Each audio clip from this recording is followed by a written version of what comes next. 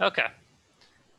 Today's agenda, I'm going to be taking introductions or taking the meeting attendance as people are joining.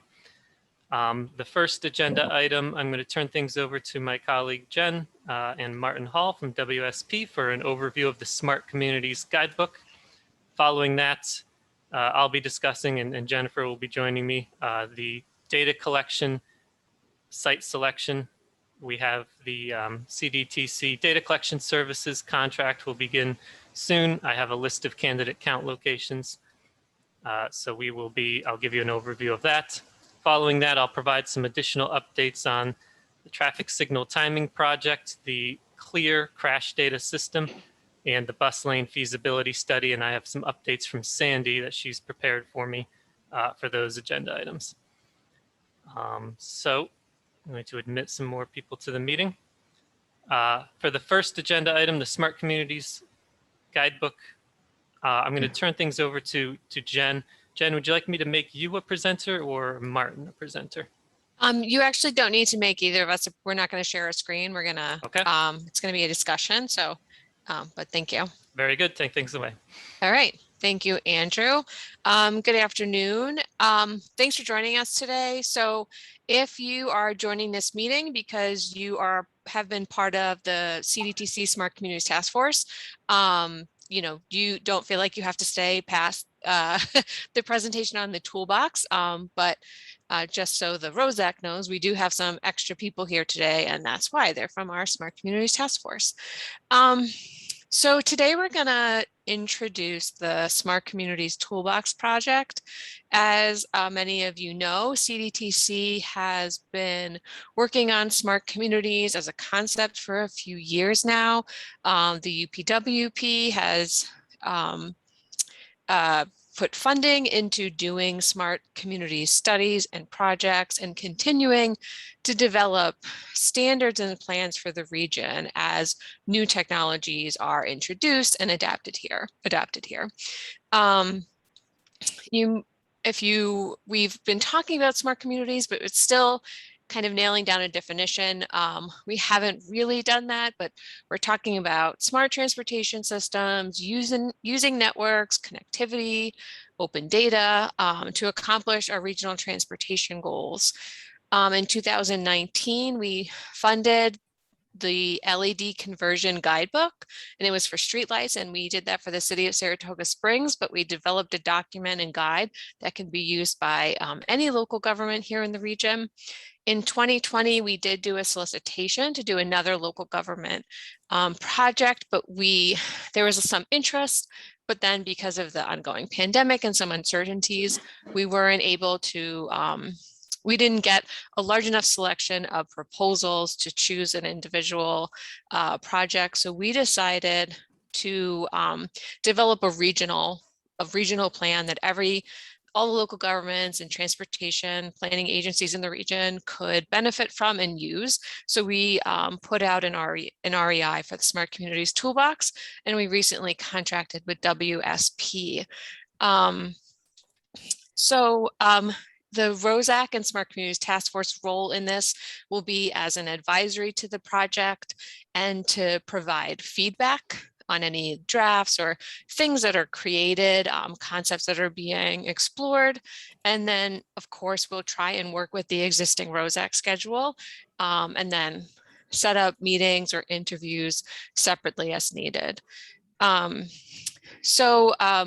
Being a unique multinodal region, or as I recently heard someone say, and I like the idea, a constellation of stars that shares an economy and culture, it's important for us to stay connected, and technology is one way for us to kind of create those networks and systems to better deliver information to local governments, to commuters, visitors.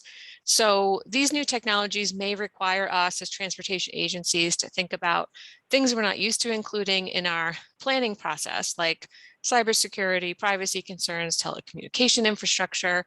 And we're hoping this toolbox will serve as a guide and information for local governments to implement some smart communities concepts and projects.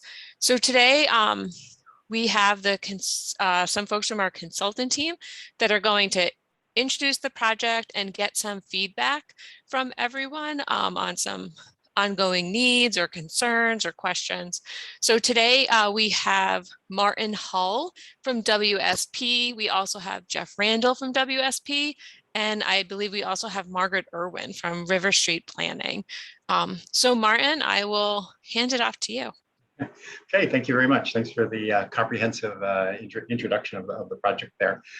In terms of our agenda, we wanted to look at the various items that are actually in the task 1B of our scope. And then as we wanted to talk to you a little bit about the issues that you think are important that we definitely need to cover in terms of safety and mobility and smart transportation systems in the region, things that thinking about, things that we need to cover over the course of this project. And also to ask and to find out if there are any existing plans out there, anything that we really need to know about in terms of our existing conditions, and making sure we take into consideration foundational work that's already been done. From there, we're going to review a quick review of the scope and schedule, followed by discussion of file sharing, what the best way of doing that is, as well as what format the final toolbox may be in. And finally, Margaret's going to talk a little bit about the website and public meeting formats for the meeting. I should point out that Margaret is calling from her car, so she might have connectivity issues at different points, so we should keep that in mind. And Jeff, I should point out, is an ITS specialist and has done a lot of work on the Buffalo Niagara medical campus plan that we completed last year. So with that, let's just dive right in. I'm not exactly sure what the best way of kind of starting this off, but if anyone has has any issues that they'd like to raise that we need to consider, please dive right in and let us know what they are. Also, feel free to use the chat if you just want to type a question or comment or anything. Yeah, exactly. And and at this point, we don't, we're as Jen was talking, that what we're trying to do here, in addition to just find this, to develop this list, is also to figure out exactly what our definition of smart communities, smart transportation is going to be as far as this study is concerned. So a bit of a vision for smart communities in the capital region.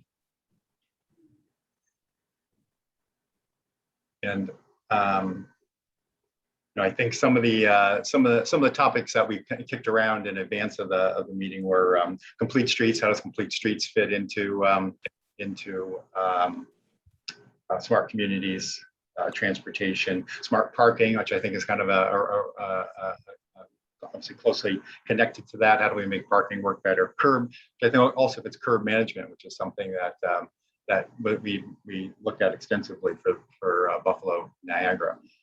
That was really something that people saw as having a lot of potential for getting more productivity out of a valuable public asset.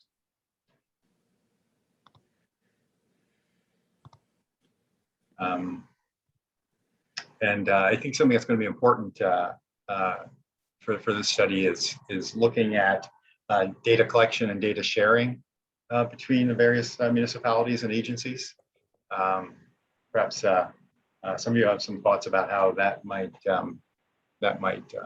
work, and how we can address that, how we can look at that and provide real information that you can use in terms of putting that into actual action.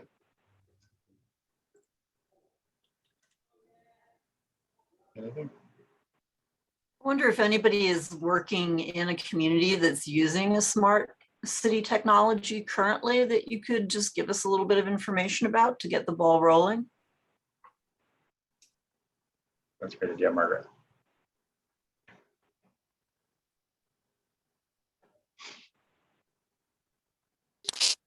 This is Brent Irving from the CDTA. I'm wondering if our transit signal priority that we're installing on our BRT lines would be part of this study. Yeah, that certainly would be something that we'd look at. I know there's a, you've done other work and other studies. You're doing a study of bus lanes, which I'm guessing is probably going to have some connection to transit signal priority. Correct. So that would be a significant way of making our streets work more effective through smart community, smart transportation. Have you considered mobility as a service? I mean, actually, I know you have it. The CDTA, I think, is really a bit of a leader in that field right now. Correct, in terms of working with a variety of different modes and having working towards common fare collection typologies. Yes, we are starting to get into that mobility as a service doctrine as part of CDTA. We also do have, we're trying to establish mobility hubs in different communities where we can bring all of our mobility options to one kind of location and kind of integrate it with our existing fixed route transit services. We're doing it already on a lot of routes like the 905 and the 922 and 923, where we're bringing bike share and scooter share over to BRT stations. But, looking more holistically at the capital region, are there other opportunities off of BRT lines that would be appropriate for doing something like a mobility hub? Excellent. And you're going to get involved with car sharing as well. All right. So. Yes, I don't know a whole lot of information on where we are with car share, but I think that would be, if Lindsay's on the line, she would be the one that could talk about that. Okay. Hey Brent, thanks. Yeah, I can give a little bit of information. We're still early on with it as far as releasing a whole lot of public information, but we are under CDTA. When Capital Car Share folded at the end of 2020, CDTA then decided that we wanted to try and revamp a car share service and start it under our realm. So we are hoping, we're working with a mobility team right now to provide the operations for that, an all-electric fleet, starting with a handful of vehicles in Albany and hopefully quickly growing that fleet, expanding into Troy, Schenectady, Cohoes, making it a regional car sharing service again, as Capital Car Share was. Hoping to get that off the ground early this fall. That's kind of as much as I can give at this point. Okay, excellent. Thank you. And what will you be thinking about interacting and connecting with CDTA at some of these mobility hubs or at the train station or anything like that, or is that still something? Yeah, I mean, to Brent's point about the mobility hubs, like it would be, having a car at some of our BRT stops with a cycle bike sharing station with a scoot rack there. All of our products all in one place is the idea behind our own mobility hubs. And also, working with the vendor, to find the best locations for communities that need them as well. So getting them into neighborhoods. We have some of the contacts from Capital Car Share from some of their members. So, talking with them to find out which, where they like to have the cars, where they were using them most often, where they're most useful. So those are all of the tools and techniques that we're using for where to place these cars once we get the fleet rolling. Okay, excellent. The car share is very often, I think, kind of that missing link, that one extra thing you need in order to, without your own car, which is, we're hearing, I'm on the planning board in Albany, and we're hearing more and more of, young people, especially living downtown or in one of the neighborhoods and not owning a car at all. Yeah. Yep. So, interesting. In terms of the municipalities, has anyone have any of you begun work on things like winter maintenance monitoring, something where you can provide information on the quality of the roads during the course of a winter storm, based on sensors on snow plows or other things related to, say, incident management, ways that you use data and sensors to make the transportation system run more efficiently. Martin, this is Tina from Saratoga Springs. We're not doing that. I do know Denver does that. Okay. They've been measuring the snow, and that's how they do the snowplow deployment.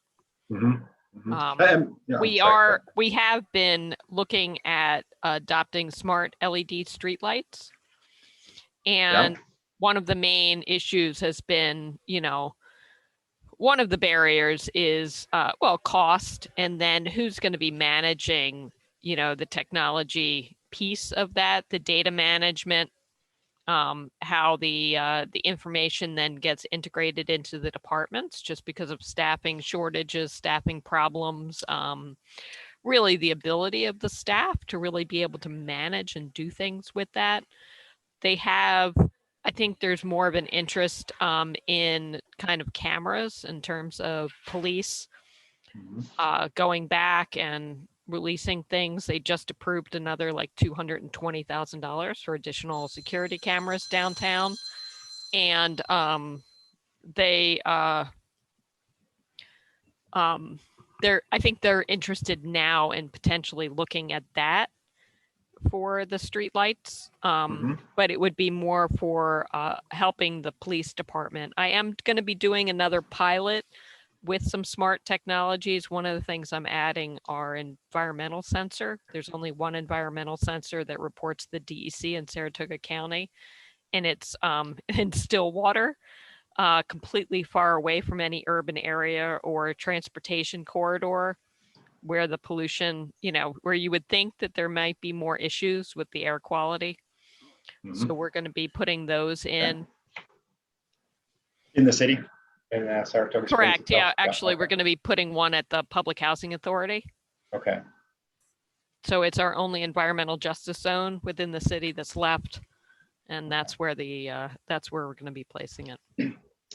In terms of the security cameras, presumably they could be used to help with incident management and that sort of thing too, right? As ways to make the transportation system work more. Correct. I was more trying efficient. to talk people into more of, potentials for parking and how to, how to look at, especially tourists coming into Saratoga Springs, looking for parking, being able to, look for available spots, integrate it with an app or some type of technology, so that information gets displayed and people know where to go. And you can also point people to resources where you want them to go instead of some of the neighborhoods where they currently go. Exactly. So many of the problems with parking are actually not lack of parking capacity, but lack of information on parking availability. And that I think is going to be a huge, well, it will quickly prove itself as a huge benefit. That element of smart transportation. And I've seen a few places that already do that. Individual stores, for instance, in urban neighborhoods, will be built up to the street, and you can't see the parking, but there'll be a sign available. Or I believe BWI Airport and other large destinations like that, make it much easier to find parking. It's almost immediate as opposed to driving around. Correct, because our population triples in the summer.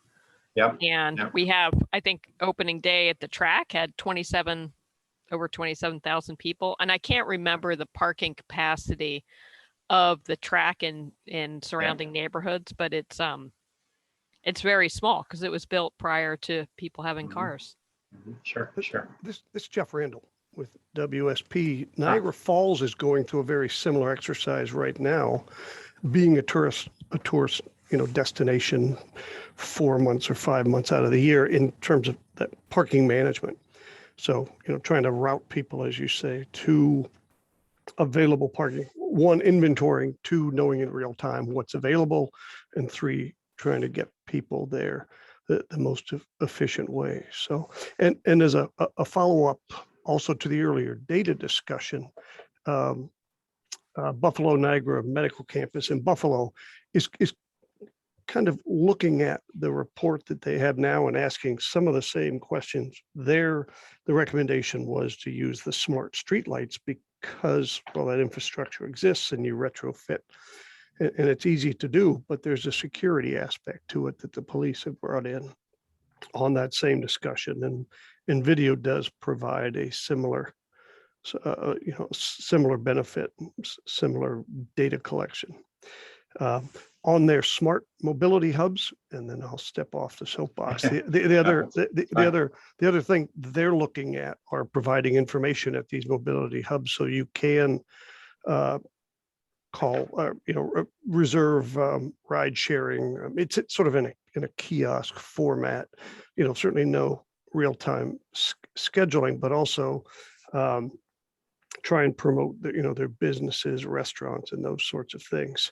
I think they're providing wireless charging at their mobility hubs, and then depending on the neighborhoods and the needs, providing Wi-Fi access for people. So a lot of things happening in the state that line up really well with what we're attempting to do here.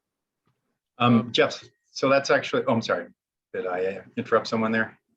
I just had a question. Okay, sure. This is Joe Graves from the city of Cohoes. Either Tina or Jeff or anyone else who has more experience with the smart street lighting, are the both of you or anyone else finding that with the technology progressing and advancing so rapidly that we're kind of in a point where, just like cell phones, you can buy one right now, but in 2 years you're going to have a much better version if you hold out? Because I know Ubiquitous is a company that's currently doing another round of pilots over in Schenectady. And I could be wrong with Schenectady, but I think it's Schenectady. So we've been looking to pull the trigger on some over here, but we're just not sure when the right time is going to be, because it seems like the technology is just advancing so quickly. Yeah, Heather at Schenectady, the sustainability person, if you want to reach out to her, I just was on the phone with her last night, and we just briefly touched on streetlights, so she might be able to provide you a better update on how that technology is working for them there. But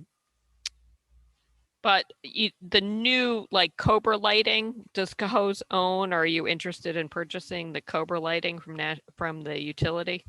We are 6 months deep with the Public Service Commission. Any day now, we should be acquiring them.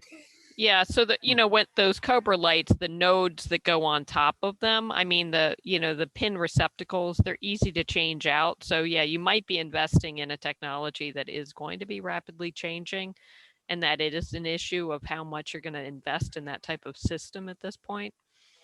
But those nodes, one of the things, they do seem pretty flexible for future swap out. I don't know if Martin has could research that and how other communities are working with that. Mm-hmm. Yep, that's certainly something that we could do. Absolutely. And yep. Okay. And in terms of existing plans, Tina, you mentioned Saratoga's Springs work on streetlights. Anything else moving forward or out there in the public realm that we should be reviewing? You mean just in terms of smart cities, or in terms of smart cities and transportation? Smart cities and transportation. So smart communities. We're focusing primarily on transportation, but there are other things related, as you know. Yeah, we have a smart cities roadmap that you could look at. I believe it had a transportation chapter, although it's a little out of date at this point. Okay. We'll do that on your website, probably. Yes, it's on the website. Okay, good. And anything else that we should be thinking about in terms of our definition of smart communities? Martin, this is Todd. Yep. And I don't know, I don't have the definition in front of me, but I did read it in the past. And one of the things I think that I recall, or that struck me at that time, was the reference to the movement of things. And it seemed to be the framework for the definition. And I may be wrong, or it may have been updated, but the reason I'm asking about that is because one of the aspects of technology that we've all experienced over the course of the last year and a half has been the use of internet technology and video conferencing to not move anything, but be able to cut back on carbon emissions and congestion. And so I just would revisit that to make sure that it's not just about moving things, but also maybe not moving things and using technology to that effect. Mm-hmm. Okay. Right, something that substitutes for communication, substituting for transportation. Yeah, and I have one other And- point that's just related to your reference earlier about complete streets and how that would apply. Sure. And one of the things that's struck me all along, sometimes with discussions about smart cities, is just everything being focused on technology. And I think there are other aspects of cities being smart that involve things such as public space and the ways, I mean, this goes back to Jane Jacobs and the idea of the eyes on the street and connected networks and these close associations that are physically close, but also become then more, people become connected in their neighborhoods, but also just the way that information traditionally in urban settings has been exchanged that I don't think we want to overlook. I think we want to promote public space as a way of being connected and therefore smart by the way we exchange information in that fashion. Okay. No, that sounds good. An example of that I just thought of over the weekend. I was down in Kingston, and they've really done an amazing amount of conversion of parking to restaurant space or public space. Space where people can sit or park their bikes or whatever. And I think things like that need to be considered along with the other aspects of curb management and parking. That sort of thing. How are you maximizing the quality of life as opposed to just the technical efficiency. Okay, thank you. And if that's everything, then I think we move along, Jen, to like a quick description of the schedule. I want to make sure we stay on time here. Okay. The scope and schedule for the project is fairly straightforward, and we're going to start with a existing conditions analysis, review of local policies and planning documents, as we were just talking, to make sure we have a good basis of existing information on what's going on in the capital district. Use that to inform the rest of our work. From there, we'll go to developing a draft Capital Region Smart Communities Toolbox using the information, what we know from other projects like this we've worked on from other peers that we'll take a look at in the work that's happening here. So existing conditions to a draft Smart Communities Toolbox. Present that to the steering committee here before we go out to the main public involvement element task of the project. And we'll talk a little bit more about that in a second. Margaret has some thoughts on our outreach, but there'll be a website, there'll be public meetings, probably at this point virtual, but we'll see what the situation is at the time. See what the public thinks of the ideas that we've come up with and the committee, and from there develop a the final Smart Communities Toolbox. We have an 11-month schedule starting just a little while ago, and we intend to update you at each of the following SAC meetings, each of the ROSAC meetings rather, that happen over the course of the project. So any questions there? Anything to add, Jen, that I might have missed? Just, if folks do have plans, projects, policies, if there's technology that your community is in the process of purchasing and you have questions about or something, please feel free to email that to me so I can share it with the consultant team. My email address is jsaponis@cdtcmpo.org.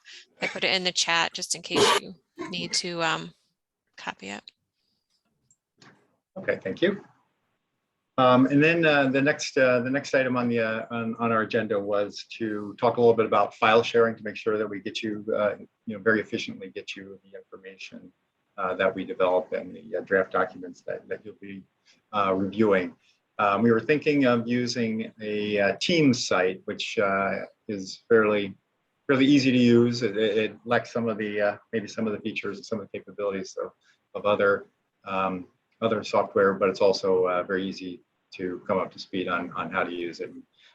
Fairly simple and works with the other Microsoft programs well. So if there's not any other proposals on that, we'll go ahead and invite you to our Teams site. Good. Okay. And then the next task, the next item was the final toolbox format. And I think this is an important aspect of this is producing something that everyone who wants to can use. All the municipalities can use it. That doesn't create any additional resource demands or anything like that. I mean, you could be a simple PDF document or a document by chapter or by topic area on a website with PDFs available, or perhaps there are other formats that people might be interested in us exploring. So, anything, any thoughts there? Jen, did you have any other ideas beyond that? That you know, anything that CDTC has used? I know there are some kind of various types of readers and things like that sometimes would make it a little easier to navigate through to a topic that you're looking for.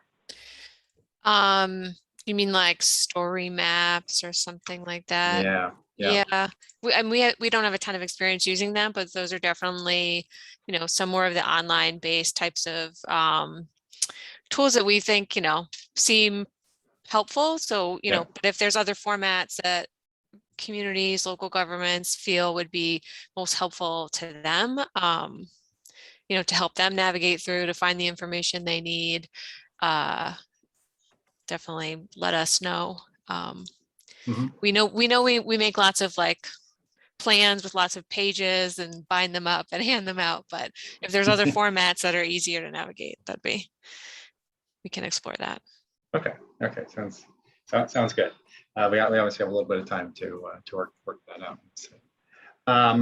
And I think with that, the last item on our agenda was to talk a little bit about the website and public meeting format. And as long as she is still available, Margaret Irwin, excellent. We'll talk to that. Hi, folks. I'm Margaret Irwin. I'm the principal with River Street Planning in Troy, New York, and I'll be assisted by Monica Ryan and Christina Snyder, who are planners at River Street. We'll also be working with Cheryl Kennedy, who's a planner and economic developer in Troy and has for the last 2 years been the executive director of the Tech Valley Center of Gravity.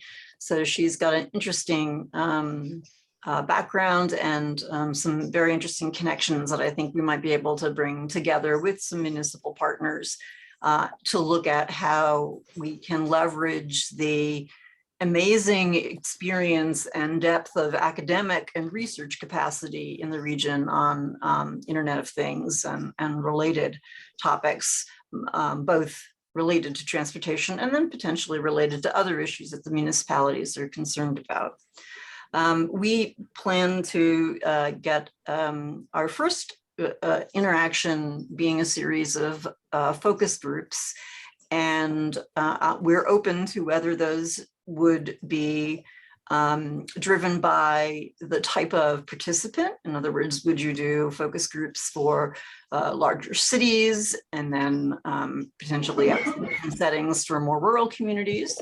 Or should they be organized by topic area? And so that if you're interested in parking most intensively, that may be the focus group to participate in. So we're open to consideration of either both of those or some other way of organizing the initial input.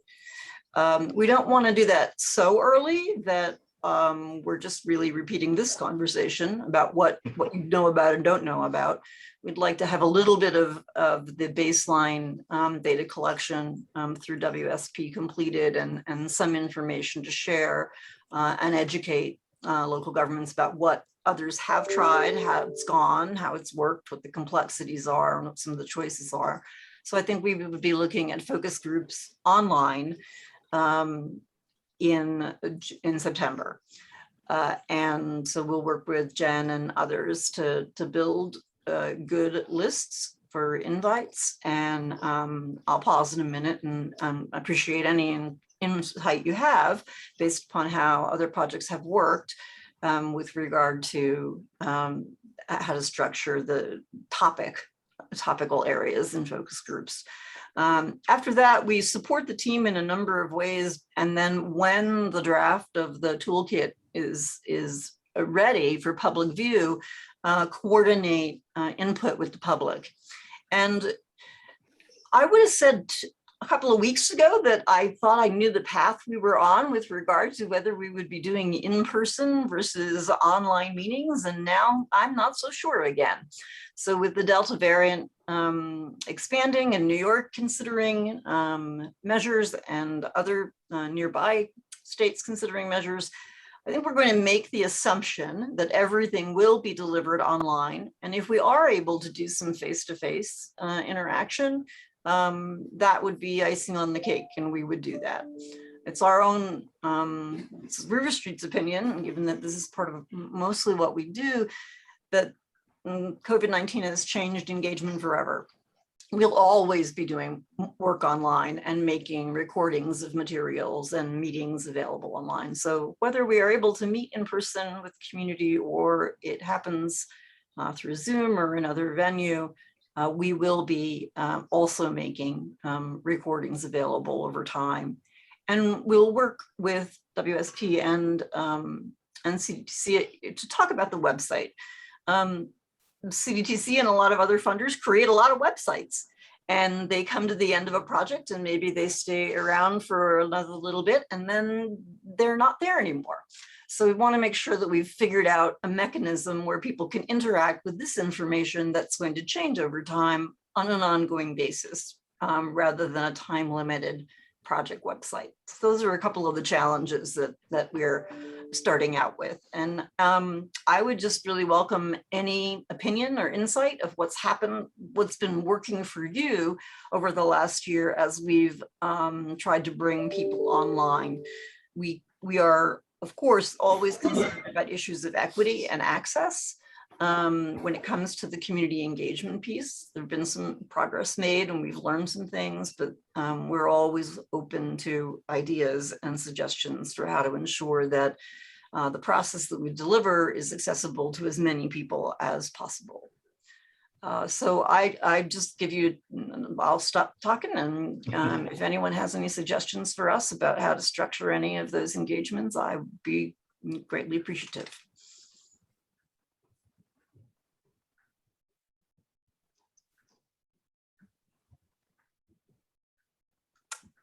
For any of the municipalities, have you, are you also grappling with an issue of whether to remain? Have you moved back to face-to-face meetings? Is that your policy now? Are you largely remaining in an online format, just to get a sense of the room and how you're proceeding? This is Sean from the Albany Parking Authority. We kind of do half and half. You know, we kind of still respect the social distancing aspect, but we'll do Zoom as well. Okay, thank you. Yeah, this is Tina in Saratoga. We're required to do in person. Okay. So I'm running a hybrid meeting. So people, if they want to Zoom in, they can. That's what I'm trying to do for some of my meetings. But it's just me and my laptop doing the Zoom. It's not like, Yep. because I have advisory committees. I don't have, the planning board is doing live stream and in person, but they've always done live stream. But if you have a proposal in front of any of the land use boards, you have to come in person. Okay. Okay. The city we ended up just actually converting our audio systems so we can do in-person and Zoom meetings at the same time, because we didn't know which way this was going to go. Yep. Excellent.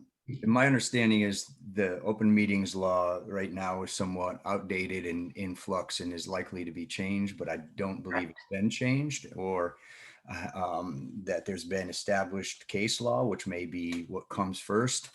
And I say that because at least my understanding of this, referencing Tina, I'm on the planning board in Saratoga Springs. We're required to be in person. Our board at CDRPC is required to be in person now that the restrictions have been lifted. And I believe that applies to all public bodies. And so if you are going to offer the opportunity, for example, you're working at home, or you're going to use Zoom to be to participate, that you have to advertise your location as part of the public accessibility. So that's at least the close reading of the law. And again, others are trying to interpret that and say, well, as long as there's a public space for the public to go, then you don't have to make your home accessible. So I think some of that, it just is in flux and will be clarified at a certain point, hopefully soon.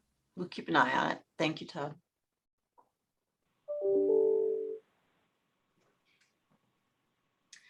Any input in terms of the structure of focus groups? Do you think that, would you be more interested if they were topical versus by type of geography or community classification? This is Tina. I think if they're virtual, topic groups would probably be most appropriate, but I think if you do in person, then you would want geographic. Okay, thank you, Tina. All right, well, we're here, and if you have thoughts and you can send them to Jen and Martin or directly to me, we're hopeful that this will be a very engaging process, however it is delivered, and that we will help the community to influence the choices made, and then hopefully help those of you who are running communities and managing them to implement technologies more easily as time goes by. So I appreciate the opportunity to be part of the team, and I'll give it back to Martin.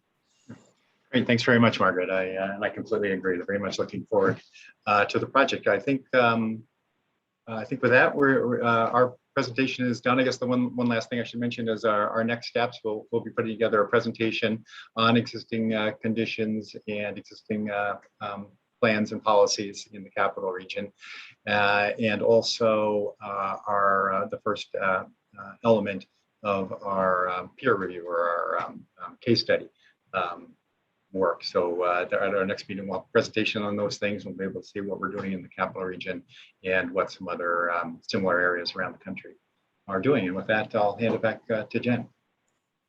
Thanks, Martin, and thanks, Jeff and Margaret. If you were just here for the Smart Communities Toolbox discussion, please feel free to leave the meeting if you'd like, but I'm going to hand it back to Andrew to go through the remainder of the agenda. Okay, thank you very much, Jen. Thank you, Martin, and the rest of the project team. Thank you. As Jen said, if you join for the Smart Communities discussion, feel free to sneak out of the room. I won't be offended. The next item on the agenda is the CDTC data collection services project, and I have an update to provide, and I have a list of candidate count locations to share as well. So I'm going to share my screen once again in just a moment. So I'll prepare a project update. Proposals for this project were due on the 9th. We're in the middle of the consultant selection process. We hope to have a consultant on board in August, and we hope to actually conduct the counts in the early fall when school is in session. That's generally the best time to conduct traffic counts, especially on any roadways near schools or with school bus traffic. I have reached out to individuals at each county. I've reached out to ROSAC members and to my colleagues at CDTC as well to get locations for counts. This list is still a work in progress, but I wanted to show it to the ROSAC and give everyone a chance to weigh in if they choose. We think we'll be able to afford about 50 counts. If the list grows longer than 50, then we'll pare down the list based on the age of the current count data at that location. So we'll prioritize places where the current count information is more out of date. We'll also try to get a geographic balance to the count. The counts, spread them out as much as we can. So we have about 37 locations in the list so far. Hopefully you can see this fairly well. We are looking to count at locations where our current traffic data may be out of date for any reason. So this may be due to the impact that COVID has had on traffic. There's a lot more work from home now in certain sectors of the economy. There's more school from home now at colleges and universities, we expect beginning in the fall. So locations that we're counting at include colleges and universities. We want to compare these post-COVID counts that we'll be conducting in the fall to the most recent pre-COVID data available at those same locations and see how traffic has shifted. We'll be counting at places of employment, both to capture the impact of work from home, but we'll also be counting at several locations with new developments where the employment has grown and maybe traffic has grown as a result. We're counting for a number of other purposes as well. We're getting counts to update our model. We're getting counts to support future planning studies. The list is here, and as I mentioned, I reached out to individuals from the ROSAC and from each county to get more count locations. So additional locations will be coming in. And it's also important to note, we'll be doing these counts. We'll be mainly doing ATR counts with tubes, but we'll be doing vehicle classification counts so we can get the number of trucks and other heavy vehicles. And these will be 3-day ATR counts as well. And we will also be capturing time of day curves at each location. Anecdotally, people have said they think that there's been a shift in traffic away from the traditional AM and PM peak rush hour periods and more toward the middle of the day. I've heard this a lot from folks anecdotally around the region. We want to collect data at a variety of locations, take a look and see if there has been a shift away from the traditional peaks and toward the midday. If there has, then we have to update a lot of our planning assumptions and maybe start treating the midday as the peak period at certain locations as a result. So this is one half of the data collection contract, the traffic counts. The other half is for curve data collection, horizontal curve data. I have a list for that as well. It's very lengthy. It includes a lot of locations in all 4 counties. I think it may be best to circulate that list among stakeholders for comment, but we expect to get horizontal curve data at about 210 centerline miles on local roadways in all 4 counties. And this data will include ball banking data or lateral G-force data. So the consultant will drive their test vehicle around these curves at the proper speeds, and then using that ball banking data, they'll be able to give recommendations on which safety countermeasures should be used at each curve based on the radius of the curve and the speed at which cars approach it. So that'll be the other half of the project. I'd like to give folks on the call a chance to weigh in on this list here. Are there any locations that anyone would like to suggest where you feel that current traffic counts from maybe 2 or 3 or more years ago may be out of date, maybe due to new developments in the area? Would anyone like to suggest any additional locations for the list?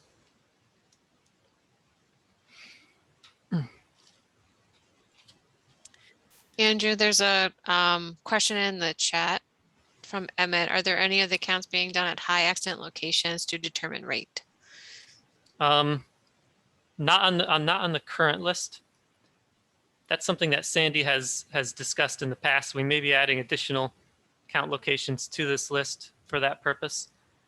And obviously we would be especially interested in high crash locations that may also have some shift in traffic due to new developments, new housing, new places of employment as well.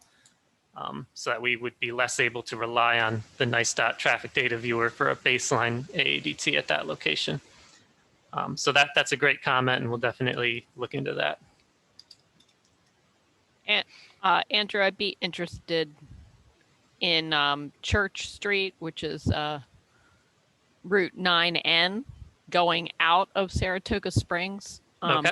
from West Avenue out, as well as Washington Street. Okay. And Crescent Avenue between South Broadway and 9P. Okay. And I don't know, are there Broadway, has Broadway had a traffic count done recently? Not by CDTC. You know, I can check on the traffic data viewer online, nice dots traffic data viewer, and I can get back to you after the meeting and I'll let you know what the most recent count is. Okay, thank you. Which roadway was that? I'm sorry, the last one? The last one was just Broadway, Okay. you know, through downtown. The 9N, 29 and Broadway are all truck routes, and they're high accident rates. Okay. All right. Yeah, I'll take a look, see what the most recent data is on those roadways. I'll send you an email afterward. Andrew, Ethan at CDTA asked if these traffic counts capture bikes. So they don't. These will be mainly tube counts, tubes laid across roadways. I believe if they, well, that's a good question. Do tube counts generally capture bikes? In my experience, I don't know if the bikes are generally heavy enough. Motorcycles maybe, but I'm not sure if these will capture bikes. So why don't I look into that and get back to you? The firm that we're looking into hiring Andrew. can also use cameras if needed, and then the cameras could also count bikes and pedestrians. Andrew, I can answer the tube question. Go ahead. Generally, vehicle tube counters can pick up bicycles. However, they do so rather inconsistently. Generally, it's advised to only count bicycles with tubes separately from vehicles. Yeah, overwhelmingly, it's not a reliable method of counting them. Camera is preferred, unless you're doing an isolated shared use path or bike lane. Okay, thank you very much, Jordan. If you'd like to weigh in, you can also send me an email, atracy@cdtcmpo.org, with a list of count locations to suggest. So send that in at any time. Like I said, we'll probably begin the counts as early as we can in the fall when school is in session. And there's one more piece to the data collection agenda item that actually relates to bikes, maybe, and trail counts. So I'll turn things over to Jen to discuss that. Thanks, Andrew. CDTC purchased 3 eco counters. They're pyro boxes that measure body heat, basically. So we are right now, we're testing them. We get automated data delivered to a dashboard. So in real time, we can see the counts on different facilities. If our plan is by September to determine 2 locations, preferably multi-use trails, to install our counters for at least 1 year to get really good comprehensive trail data. Many of you know, we've done regional trail counts every about 10 years, and we've been doing some spot checks, but we want to build a better database of count information. The 3rd counter we're going to deploy as needed. So if you're doing a planning or engineering project and would like some counts and want to do counts for a week, a month, a weekend, we'll have that extra counter available to do that. Right now, we're doing them just on multi-use trails because we're unsure of the reliability when there's a whole bunch of different modes or activities taking place nearby. But if someone wanted to try it like on a sidewalk location away from a bus stop where there is really just foot traffic going by, we'd be happy to test it out and see what the data that they give us is, see if it's reliable. But we're testing the counters right now. We will hopefully have locations identified by September, and then we'll have that 3rd counter available as needed if people would like us to use it. So, and then we're going to build a data dashboard on our website so you can go and see the information from the counters. Okay. Thank you very much, Jen. To everyone who's posting in the chat pod or sending me a direct message, I'm recording all of those, so I'll add all those locations to our candidate list. So thank you very much for the feedback. Was there any other discussion relating to any of the data collection items? If not, I'll move along to the additional updates portion of the agenda. First bullet is the traffic signal timing project. So this is a project that I was taking the lead on that we had intended to begin in 2020. But COVID hit, messed up traffic. We didn't want to do any traffic signal retiming projects when traffic was all out of whack and maybe not typical of what the post-COVID traffic might be. However, we can maybe start thinking about kicking off this project again. I think the data collection study that we're kicking off now is going to better inform if traffic levels are more or less back to normal or if they've reached a new equilibrium. And if that's the case, then we can definitely begin thinking about the regional signal timing project again. I feel that it's very important now to do a signal retiming project and to retime as many signals as we can, simply because traffic may have shifted so much over the last year or two that the current signal timing plans may no longer optimally allocate the green time on these roadways. So the traffic signal timing study, we had intended to begin discussing this, probably use ROSAC as another sounding board or steering committee for this study as well. And I'll definitely be reaching out to the signal owners, the local stakeholders for their involvement in the project. We'll probably kick this off after the data collection project begins. So I'll be in touch with ROSAC and with local signal stakeholders at that time. For the next additional update, the CLEAR crash data application update. So Sandy was unable to join us today, but she provided a written update, which I'll read out now. Regarding CLEAR, NICEDOT continues to develop the crash location and engineering analysis repository, CLEAR, for use by the state, local governments, and others for online crash data analysis. It will replace the NICEDOT Accident Location Information System, which is ALICE, which is the system that we all use now. The NICEDOT main office has invited staff from several MPOs to start getting familiar with the new crash data viewer, data structures, query types, and processes, and they will receive training in order to serve as trainers to other MPO and local government staff in the future.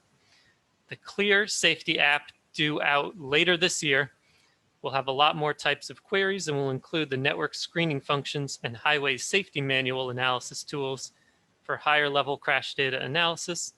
Integrating the analysis methods used in the highway safety manual is a big change for New York State, and we expect there to be formal training from NICEDOT to local governments later this year. We'll let you know once NICEDOT has released the crash data viewer for local government use. So that's the update on CLEAR. And the next and final additional update relates to the bus lane feasibility study. Again, Sandy is the lead on this study. And again, she's provided a written update regarding the bus lane feasibility study. CDTC, in partnership with CDTA, has hired Foursquare ITP to develop the bus lane feasibility study. A project website is in development, and the first study advisory committee meeting is expected to be held on July 29th. We will keep ROSAC informed as to the bus lane corridors being selected for analysis and for public participation opportunities. And I have one further additional update from Sandy regarding the TAP CMAQ solicitation. TAP is the Transportation Alternatives Program. CMAQ is Congestion Mitigation and Air Quality Improvement. These are federal funding sources. Sandy writes, the NICEDOT is seeking project proposals for the TAP, Transportation Alternatives Program, and for CMAQ, Congestion Mitigation and Air Quality Improvement. The CMAQ funding is specific to projects that reduce emissions from the transportation system by reducing single occupancy vehicle trips, reducing idling of vehicles in traffic by improving traffic flow, and improving the efficiency of vehicle fleets.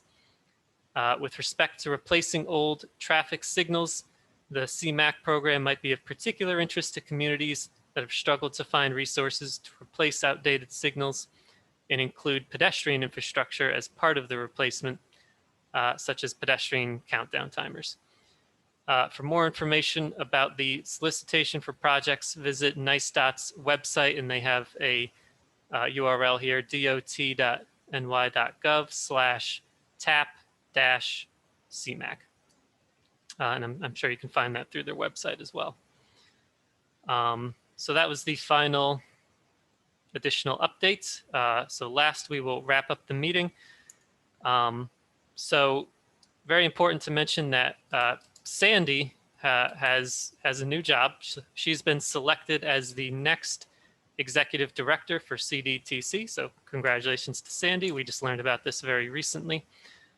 Mike Franchini, the current director, announced his retirement earlier in the year, and the A&F committee has been busy searching for a replacement ever since then. So myself and Jennifer will probably be taking the helm on future ROSAC meetings.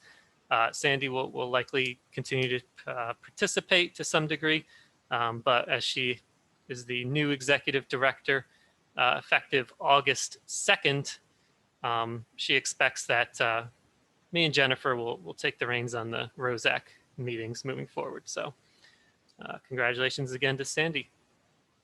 Regarding the schedule for the next meeting, if we'd like to continue to use ROSAC meetings to provide project updates on the Smart Communities Guidebook, then the schedule for the next meeting would be dependent on that project.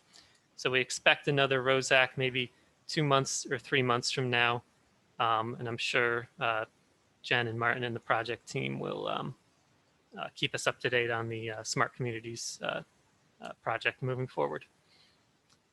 So that's all on the ROSAC agenda. Thank you very much, everyone, for attending today. Any closing thoughts from anybody at all on the call? Thank you again. And if you have any candidate count locations you'd like to suggest, once again, just email me. Thank you all very much for joining us this afternoon. Bye, everyone. Thank you.